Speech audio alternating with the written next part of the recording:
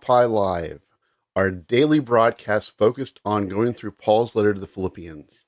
This is our continuing study here at Letter to Philippi, a new Messianic Jewish theological teaching organization, as we're going verse by verse through Paul's letter to the Philippians, the letter to Philippi, and a continuing ongoing study. This will soon be this week completing our fourth time going verse by verse through Paul's letter to the Philippians, and we will be continuing our study now. This is our fourth time. We'll be completing the fourth time through, which started on June 1st of 2021. And next week, we'll be starting our fifth time going daily, Monday through Friday at 12 p.m. Pacific time, 1 p.m. Arizona time, 2 p.m. Chicago time, 3 p.m. in Winter Park, and 10 p.m. in Jerusalem. And I also found it also in Johannesburg. So if there's people in South Africa watching, it'll be live at 10 p.m. each day. And this is a work of Letter to Philippi, New Messianic Jewish theological organization. If you have any questions about Letter to Philippi, just go to our website, lettertophilippi.org. Lettertophilippi.org. You can watch previous class videos. You can ask any questions you have about us. We have a contact form. You can leave a prayer request. You make a contribution to our work. We really appreciate those who support our work financially. We have our mission statement, and we also have our Messianic Jewish book reviews, which we'll be adding to. So if you have any questions about the work of Letter to Philippi, go to lettertophilippi.org. So again, we'll be looking at Philippians chapter 4, verses 10 through 18 today, as we move towards completing this time going through Paul's letter to the Philippians. This section I entitled Love and Thankfulness for the Philippians. So we'll begin our study with a word of prayer, and then we'll look at these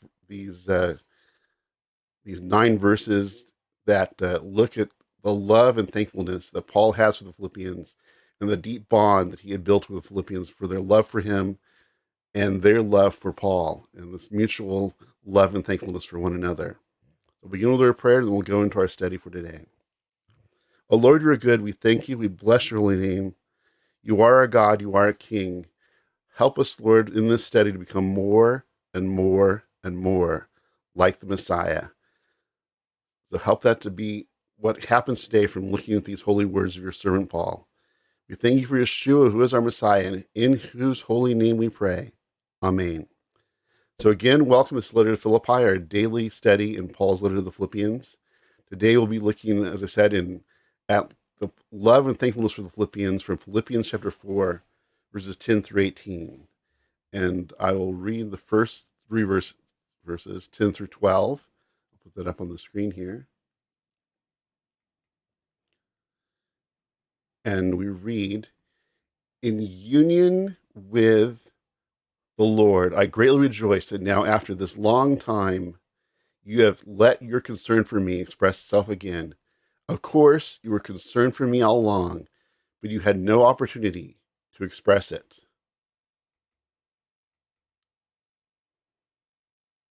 Not that I am saying this to call attention to any need of mine, since as far as I'm concerned, I have learned to be content regardless of circumstances. I know what it is to be in want. I know what it is to have more than enough. In everything and in every way, I have learned the secret of being fully full and being hungry, of having abundance and being in need." These verses here show the deep mutual love that Paul shared with the Philippians.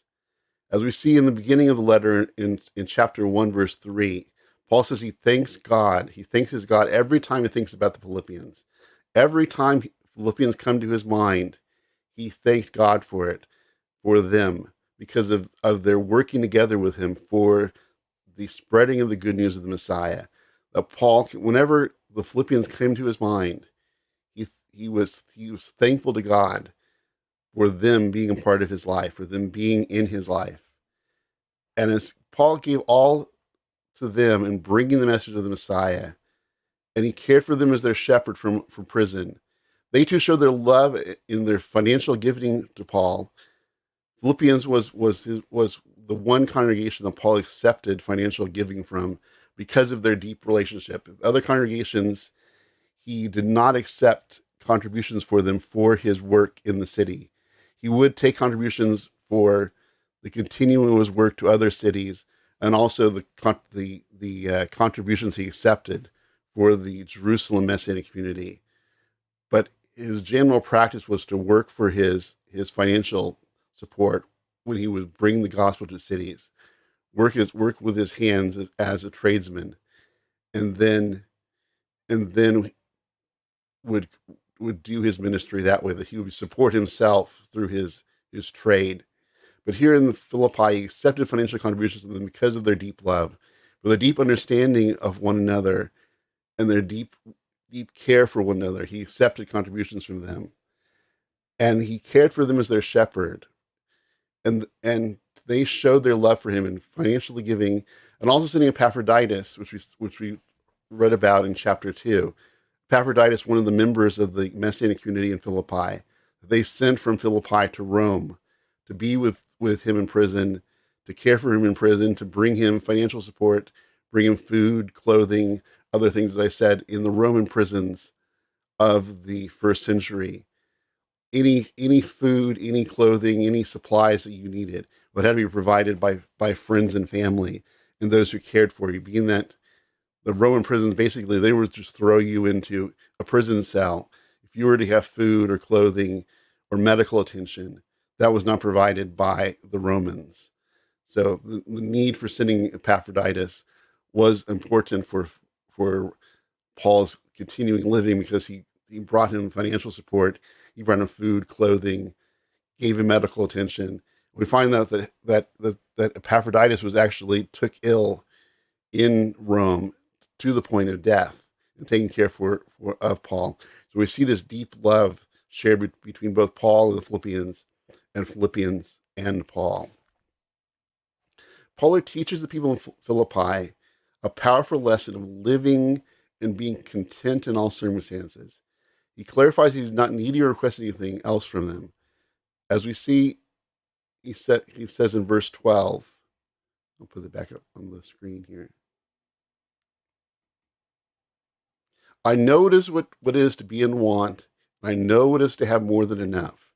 In everything and in every way, I have learned the secret of being full and being hungry, of having abundance and being in need. So Paul here knows that he will be provided for. God will provide for him. He knows what it is to have more than enough, to have an abundance of supplies, abundance of food. And he also knows what it is to be in want and in need. And that was most of his circumstances were times in deep, desperate need. But he's learned to be content in it. And he called people in Philippi, and us by example, to understand that whether we have great gain, whether we're in want, in desperate need, that we are to be content that God will provide for us, and that in whatever our circumstances, God is still in charge. Though we may be going through difficult times now, we know that we will have that support that we need. We know that God is sufficient for us, and he will take care of us, and we are to continue, despite our circumstances, to be faithful to God and faithful to know that he will provide for all of our needs because of his deep love for us. As Paul had a deep love for the Philippians, and the Philippians had a deep love for Paul, there's a far greater love that God has for us and for those who are faithful to him, and he will take care of all of our needs because of his goodness, because of his provision as a loving Father. Next, we look at verse 13. That's also the same slide we looked at before. Verse 13 that reads, I can do all things through him who gives me power. Let me read that again. It's a short verse, but powerful. I can do all things through him who gives me power.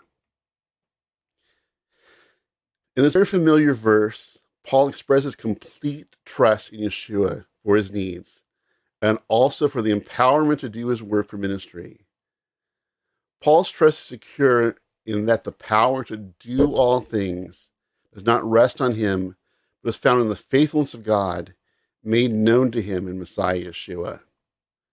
From his own experience, Paul encourages the Philippians, the Yeshua followers in Philippi, to tap into divine power for their service to God and the Messianic community. There is empowerment for service in God's faithfulness, not a blanket promise of divine power for all aspects of life or for all pursuits, specifically divine power for service to God and for the making the Messiah known in the world. Tragically, this verse has been misused by many people who see it as a blanket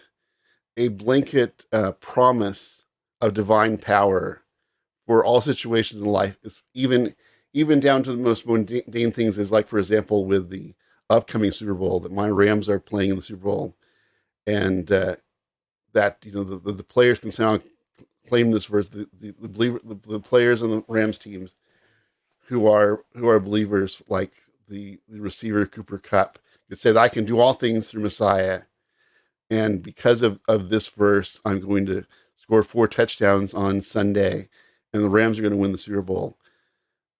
But that has been a misinterpretation and a misunderstanding of this verse.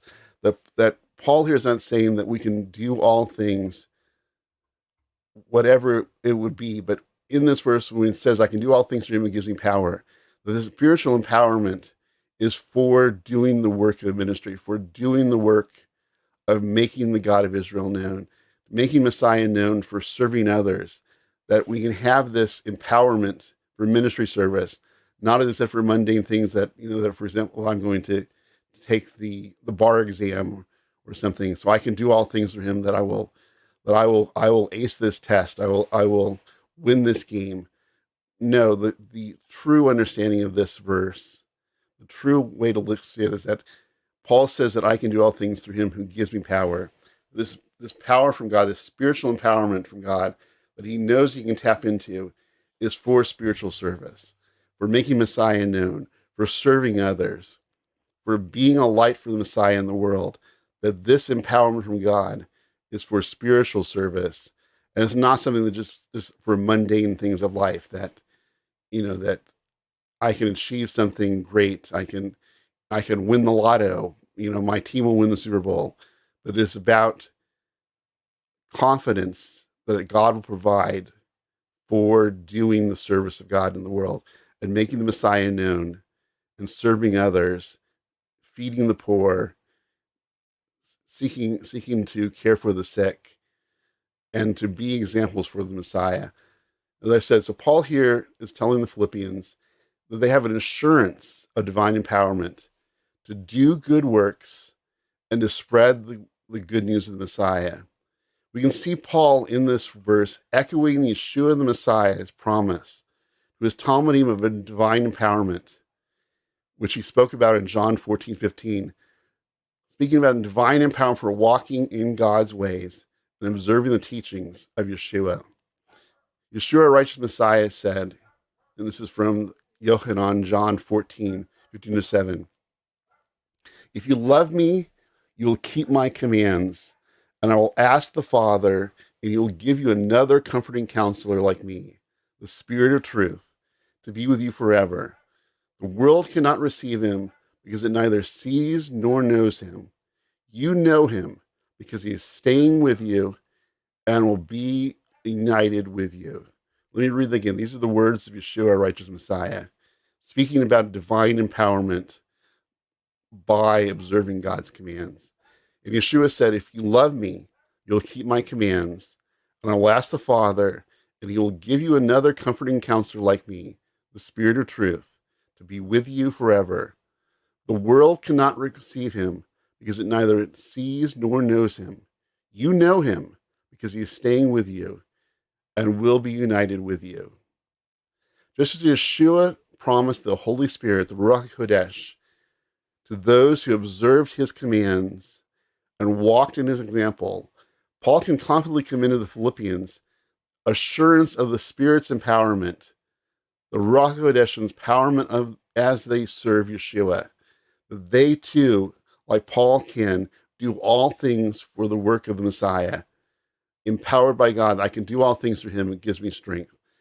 As Paul assures the Philippians here, we see him echoing the words of Yeshua, our righteous Messiah, who says that by observing God's commands, by doing good, by doing things that give honor to the glory of God of Israel, we receive the empowerment of the Spirit, the Ruach HaKodesh, the one who gives the empowerment to continue to do more good. As we seek to serve the Lord and serve him, we receive more empowerment from the Spirit of God. And this is the promise that Paul gives the Philippians, echoing the words of Yeshua to his Talmudim. And Paul speaking to his Talmudim in Philippi, assuring them of divine empowerment as they seek to bring the word of Messiah to Philippi and throughout Macedonia, and to live as lights within the darkness of Philippi, a city overrun by pagan religions, the worship of idols, the worship of demons. They were to stand as lights in different and counterculture, as we talked about our last time we were together, about the life of being a Talmudim Yeshua as a life of counterculture, living against a culture that says no to God and yes to impurity, yes to sensuality and sexual sin, to worshiping of idols.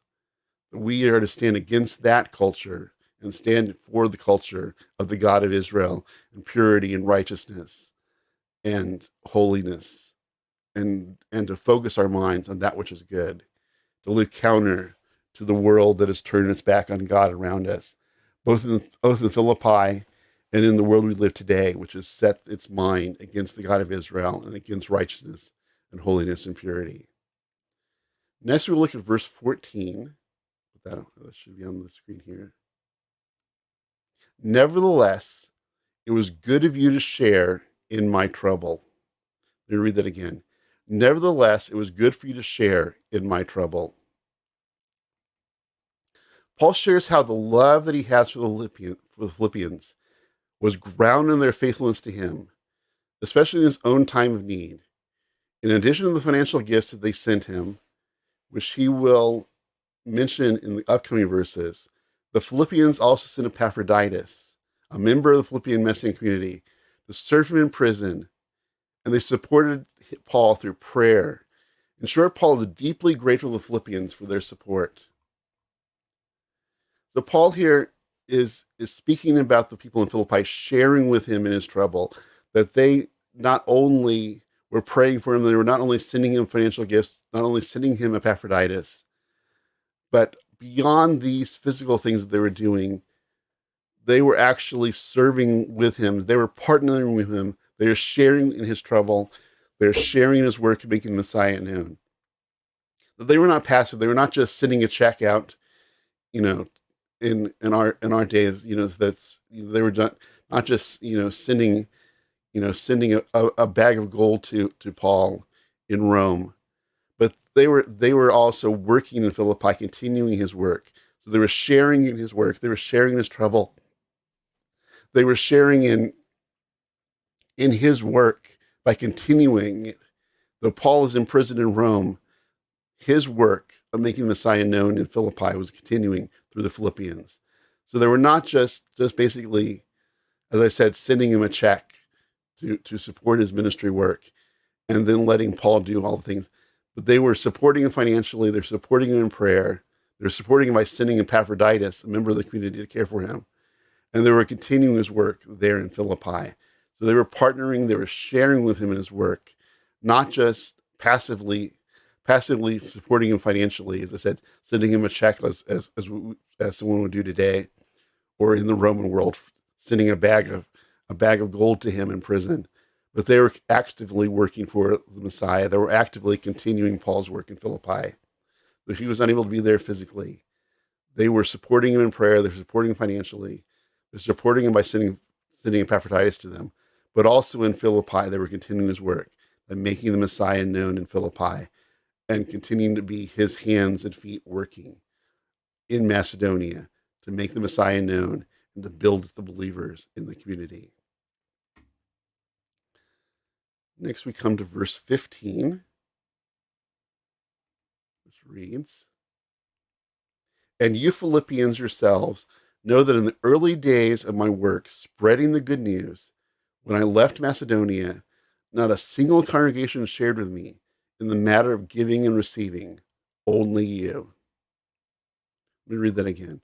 And you Philippians yourselves know that in the early days of my work spreading the good news, when I left Macedonia, not a single congregation shared with me in the matter of giving and receiving, only you.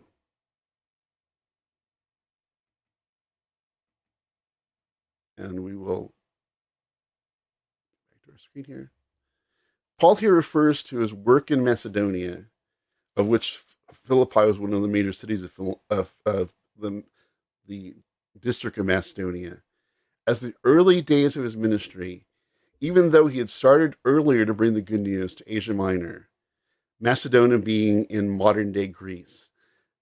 That Paul, in going to Macedonia, Paul's mission to the Gentiles began in greater measure as his work was entering into the European continent, which was at that time going west was the end of the world that Messiah Yeshua spoke about in his Great Commission. That the Talmudim Yeshua were to take the message of the good news, the message of the gospel to Jerusalem, Judea, Samaria, and the uttermost parts of the world. So going west from Jerusalem, the uttermost parts of the world would have been the European continent, specifically Spain, which Paul didn't actually get to. He got as far as Rome with the message of the Messiah, that others had to take it to Spain, Portugal, and then into the New World many years later. But Paul here is saying that the people of Philippi, that their work with him was as the beginning of his early days of ministry, though he had previously gone to and set up Messianic communities throughout Asia Minor, modern day Turkey. In going into the Macedonia and entering into the European continent, I said the uttermost parts of the world at that time, Paul was saying that his work in Macedonia, as he was going to the uttermost parts of the world, he really saw it as the true beginning of his work. That the work that he had done in Asia Minor was still a pre-beginning to the work of going into Macedonia, going into Greece, and going into now primarily Gentile cities. As I said, in Philippi, there was a small Jewish populace when Paul visited in Acts 16. There wasn't enough people there to have a synagogue.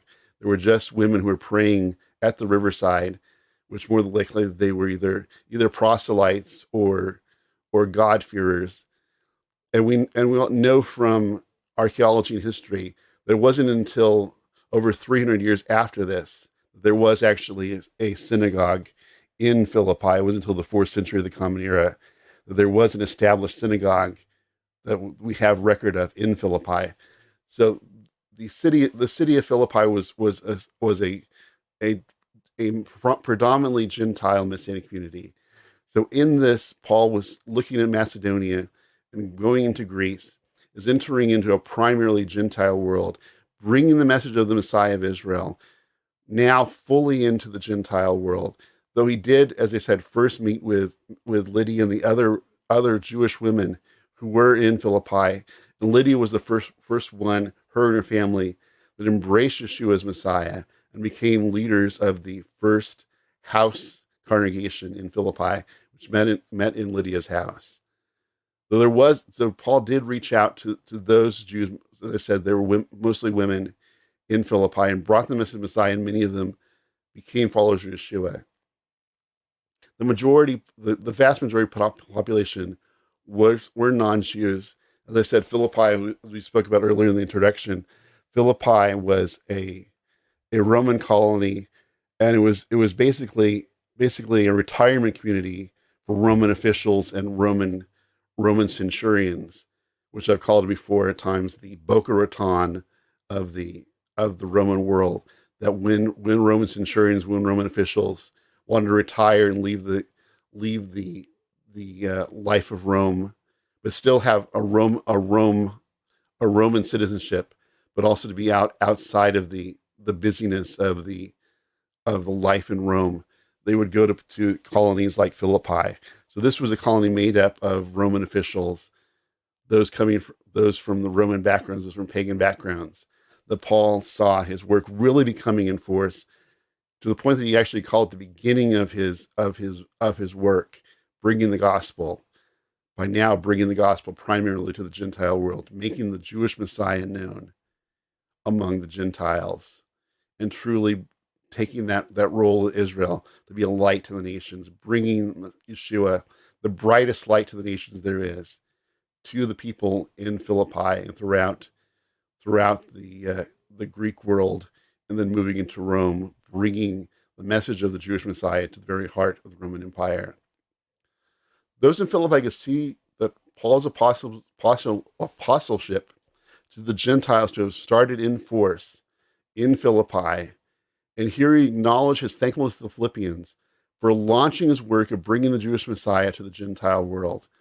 He here is thanking the people in Philippi for their faithfulness, and because of their faithfulness, he now enters into the primarily Gentile world with the message of Yeshua to proclaim the message of the God of Israel to the pagan world, to the world of those who were outside the people of Israel, and calling them through faith, trust in Yeshua to join with and to come into the people of Israel by faith, trust in Yeshua.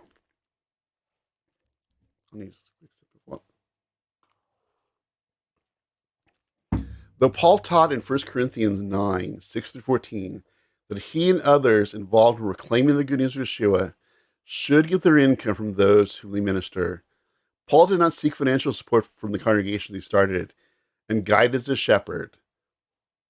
With the Philippians, he made an exception, grounded in their love for him and his love for them. Paul was mindful to avoid a patron-client relationship with his donors, whereas those who were supporting him would basically tell him where he was going to minister, where he was going to work. He wanted to have the independence that could only be provided by him not being financially supported by other congregations. He made an exception for Philippi because of their deep love for him. But Paul, as his general practice, would not enter into a patron-client relationship with his donors. He wanted to be able to go wherever the Spirit led him and to be independent to share the message that he wanted to share, the message that God gave him, and not be influenced by those who were financial supporters who would seek to want to control his message and where he shared the word of the Messiah. This would have hindered him from being independent to seek new opportunities for service. So Paul here is letting them know that they were the one congregation that he allowed to support, and they were the one congregation that he accepted support from because of their deep mutual love for one another and their deep respect for one another, their mutual love, their mutual service together, that they were partners in the faith. They were not just sending contributions to his work, putting money in the proverbial offering basket for Paul, the visiting missionary, but they were actually partnering with him and working with him, and they supported him financially. They supported him by sending help to him in the person of Epaphroditus, and they all served with him by making the Messiah known, continuing in essence to be his hands and feet, continuing the work of making the Messiah known in Philippi. Because of this deep relationship and their deep partnership together, Paul did accept financial contributions from the people of Philippi as an exception because of their deep shared love and service together. They were partners together in the work of Messiah. In verse 16 and 17, we read, "Indeed, in Thessalonica, when I needed it, you sent me aid twice." Read that again. "Indeed, in Thessalonica, when I needed it, you sent me aid twice." And verse 17, "I am not seeking the gift, rather, I am looking for what will increase the credit balance of your account." Paul there communicates to the Philippians that the real importance they're giving to him is not solely for meeting his financial needs, but that they're giving to him. In doing so, they were investing in his work, and by so doing, bearing fruit in their lives as a demonstration of their faith and commitment to the Messiah. Paul here is saying that he's not seeking the gift from them just for the sake of his own needs. He did have needs, and they were giving toward him. He had needs for a place to live, for food, clothing, you know, for medical needs if he had them. He did need that for himself, and their giving did meet his financial needs that he had for his basic living expenses. But Paul's saying the importance is not in that his physical needs, his financial needs were taken care of by their giving. But even more important than that is that in their giving, they are partnering with him in the work of Messiah. By them giving, they are showing their faithful service to Paul. That Paul is saying the important thing of their giving is that they're doing it as an act of worship, an act of their faith, that they're giving to him, though yes, it meets his financial needs, and he is grateful for that. He is grateful that he has a roof over his head. He is grateful that he has food and water and clothing as he needs it. But Paul here is making the point that the important thing is the spiritual act of worship on the behalf of those financing his work. The import is that they are doing a spiritual act of worship by supporting his work and showing their faithfulness to God and demonstrating their faith and commitment to the Messiah. So Paul here is thanking them for their financial gifts that they've given to him. They've been faithful supporting him, and he is commending them for their act of service and worship by doing so. That yes, he does have practical needs, and by their giving, those practical needs can be and were met, and he is grateful for that. But he's even more grateful for their faith and their outliving of their love for God by their giving to him. Their giving to him is not just a financial transaction, but a spiritual transaction, a spiritual sacrifice that they are giving to him as an act of worship. And he commends them for that, for their love for God, their faith and commitment to the Messiah that compels them to support him financially and to make these financial gifts as an act of worship, as an act of service to God. And this should be the mindset of all those who receive financial gifts for their work, that their rejoicing should be in the act of worship of the givers, that in that those who give to the work of the ministry, those who work, Paul, who was a traveling emissary of the Messiah, that their giving is not just a financial transaction, but a spiritual transaction, an act of worship to God. And Paul's commending them for that, for that they were doing it as an act of worship to the God of Israel and to the glory of the Messiah of Israel. And he commends them for that. He is thankful for his financial needs being met, but he's even more thankful for them showing their faithfulness to the God of Israel and their love for God, and they're working with him side by side, sharing in his ministry by supporting him in his work and making the Messiah known. And finally, in verse 18, as we conclude our time today, we read, I've been more paid in full. I have been filled since I've received from Epaphroditus the gifts you sent. They are a fragrant aroma, an acceptable sacrifice, one that pleases God well. Let me read that again. I have been more than paid in full. I have been filled since I've received from Epaphroditus the gifts you sent. They are a fragrant aroma, an acceptable sacrifice, one that pleases God well. Continuing as we talked about their gifts, Paul is thanking the Philippians for their gifts to him. And Paul here makes the biblical analogy from Leviticus chapters 1 and 4, citing the fragrant aroma of the burnt offerings in the Torah, by referring to the gifts of the Philippians as gifts offered to God.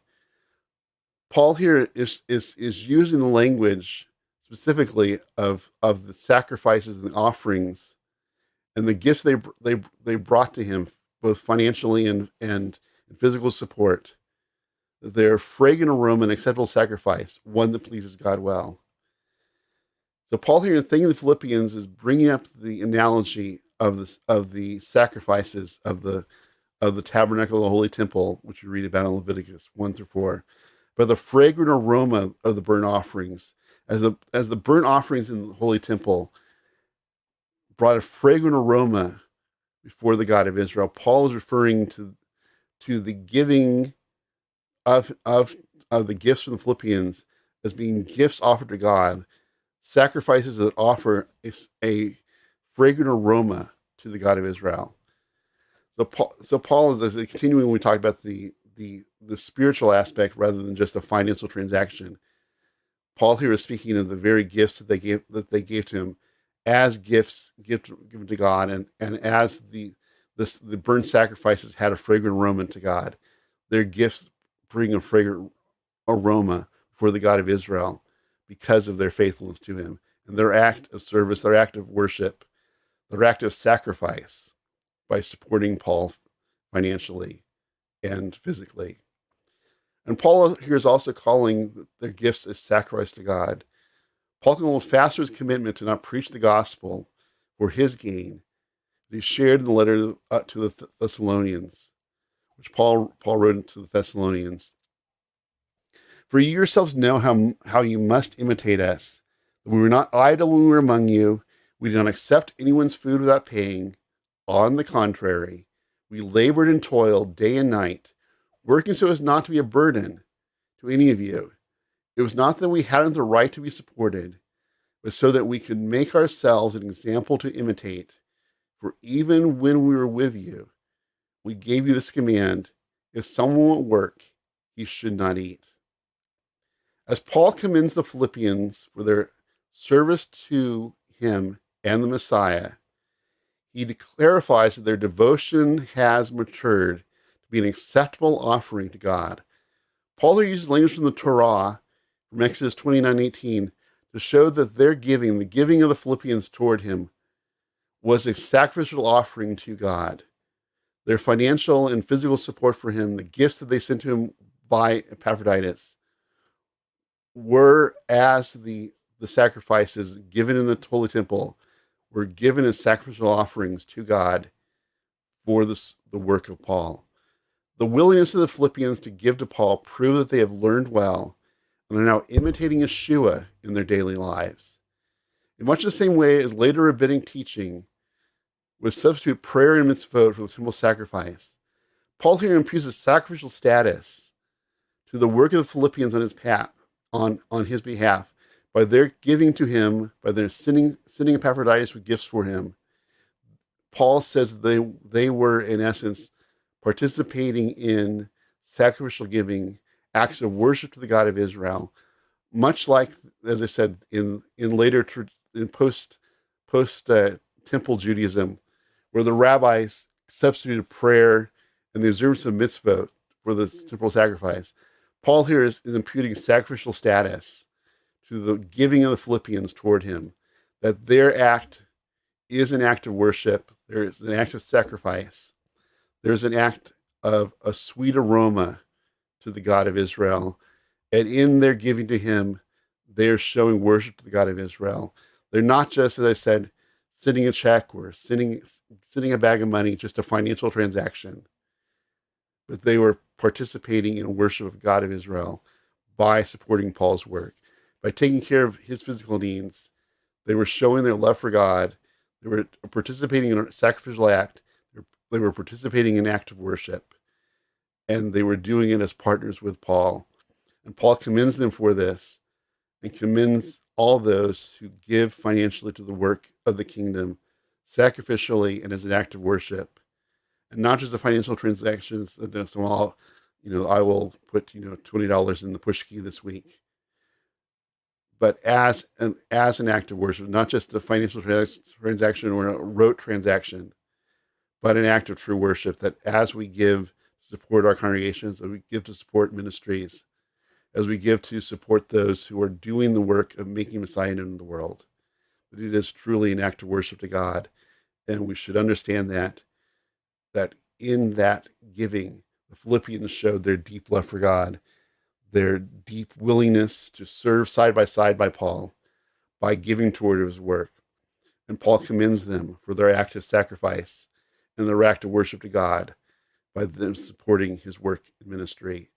And that they in Philippi, as he entered Macedonia, he began, as he said, the new beginning of his work, the new work of his to bring the good news of Messiah to the uttermost parts of the world, to the European continent, and to bring it to Philippi, which is in modern day Greece, then to Rome, the heart of the Roman Empire. That Paul is showing his deep love for the Philippians, thanking them for them working side by side with him in his ministry, continuing to do the work following the Messiah in Philippi, and also their financial support for him as an act of worship, an act of being co-workers with him in the work of Messiah. So Paul commends them for this.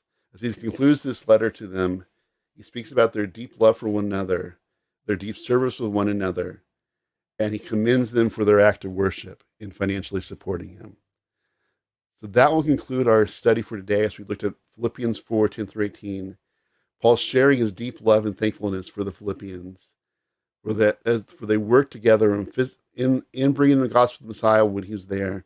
They continue to make the Messiah known in Philippi and throughout Macedonia, and they support him financially in his work as an act of worship, as an act of sacrifice. Paul commends them for all their acts of love for him, all their acts of sacrifice for God, and all of their continuing to work and to be his hands and feet, continuing his work and making the Messiah known in Philippi. So that will conclude our time together today as we looked at Philippians 4, 10 through 18. Tomorrow we will be looking at Philippians 4, 19 to 23, as Paul giving final words of blessing and encouragement to the Philippians. And tomorrow we'll actually conclude our study here in Philippians on our fourth time through the book of Philippians. And we will be able to, on Friday, go into the introduction to the chapter, introduction to the book, and then start the fifth study going through the book of Philippians, starting next week. So thank you for watching and listening and learning with us today. Again, this is Letter to Philippi Live, a initiative of Letter to Philippi, a new Messianic Jewish theological teaching organization. I'm the founder of Letter to Philippi. My name is Sean Emslie, and I'm the teacher of this class.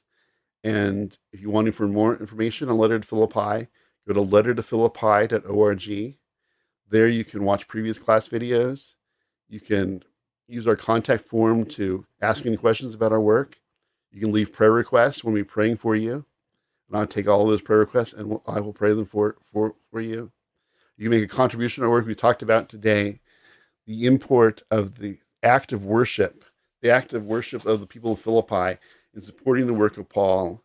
And I commend you to also to support the work of Letter to Philippi with a contribution, either a one-time contribution or even better, an ongoing monthly contribution that you can access from our give link on our site to continue this work, to make a contribution, make an investment in the continuing work of making the Messiah known through this broadcast and through the work of Letter to Philippi. Just go to our giving link on our site. You can read our mission statement, what Letter to Philippi is all about. You can read through our Messianic Jewish book reviews. We have one up now, and we'll be adding more over time. We have other projects coming up, and look forward to keep checking on our site. We have some exciting projects for Passover coming up in April, so be looking for that. And again, we'll be back tomorrow, Monday at 12 p.m. Pacific time, 1 p.m. Phoenix time, 2 p.m. Chicago time, 3 p.m. Winter Park time, 10 p.m. Jerusalem time, and 10 p.m. Johannesburg time, so that you are in South Africa watching. And we'll conclude the book of Philippians, Letter to Philippi, tomorrow with verses 19 to 23, Paul's final words of blessing and encouragement for the people of Philippi that he loves so dearly. And as I said, we'll be looking at tomorrow at noon Pacific time here on Letter to Philippi Live, and we are on both on Facebook, on my personal page, Sean Emslie page, the Letter to Philippi page. We're on the Letter to Philippi and the Sean Emslie page on Instagram, and we're on YouTube. And you can also see past videos at lettertophilippi.org. So shalom for now, and we will see you tomorrow as we conclude the Letter to Philippi, our fourth time through this letter that Paul wrote to the people of Philippi. And we will start up tomorrow looking at the introduction to the chapter and start into the introduction to the book, which could be a 2-day class. And then we will, on Monday, begin on chapter 1, verse 1, and begin our fifth time going verse by verse, giving a Messianic Jewish perspective on Paul's letter to the Philippians. So shalom, thank you for watching, and we will be back tomorrow here at Letter to Philippi, an initiative of lettertophilippi.org, a new Messianic Jewish theological teaching organization. I am Sean Emslie, your teacher, and we will see you tomorrow. Shalom.